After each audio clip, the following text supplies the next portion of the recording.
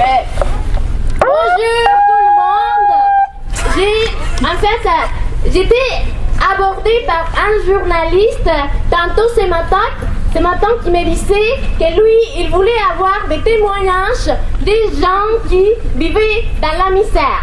Je pense qu'on est tous et toutes comme beaucoup de choses à dire, mais je vais juste vous raconter l'histoire de cet immeuble-là à votre droite.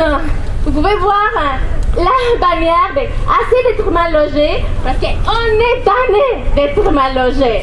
Et je vais vous raconter les témoignages d'une dame qui... Aïe aïe.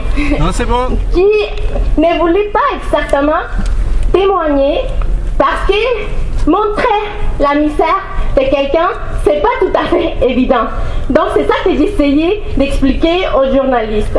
C'est pas qu'on va ouvrir nos portes tout le temps comme aux personnes pour vous montrer nos misères. Mais on est tanné de mal loger et je vais vous lire qu'est-ce qui se passe avec cet immeuble. Donc cet immeuble, c'est le témoignage de madame qui je vais vous transmettre. Cet immeuble a été acheté il y a 3 ans par Mondev, un développeur de condos à Montréal. Avant, il y avait des... Mondev, il faut retenir ça. Donc avant, il y avait 3 commerces. Donc un coiffeur, un nettoyeur et ouvrier des chaussées. Et il y avait des logements à louer. On était 11 logements. Et on se connaissait tous et toutes.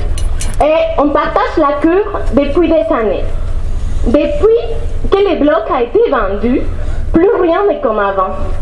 Déjà en partant, il nous avait annoncé que le bloc serait démoli. Heureusement, le bloc est encore là, ou plutôt à moitié, parce qu'une partie sur Notre-Dame a été mise à terre. Et même pas besoin de... parce que c'était moins de 50% du bloc.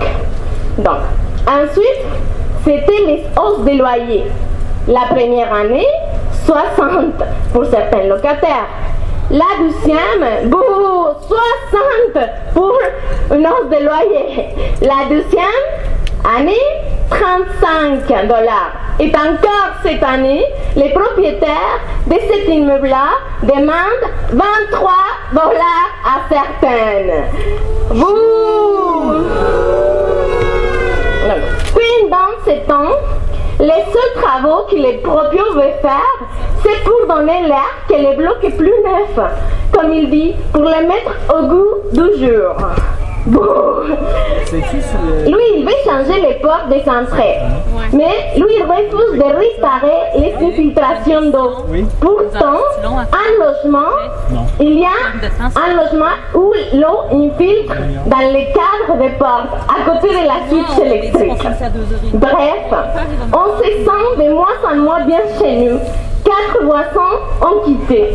Par la cure, il y avait au départ qu'elle devienne un stationnement. Mais finalement, on ne sait pas ce qui va arriver. Il faut protéger nos logements. C'est ça que la madame dit, c'est ça qu'on dit. Aujourd'hui, c'est pour ça qu'on est ce matin-là, parce qu'on est tanné d'être mal logé. Assez, c'est assez.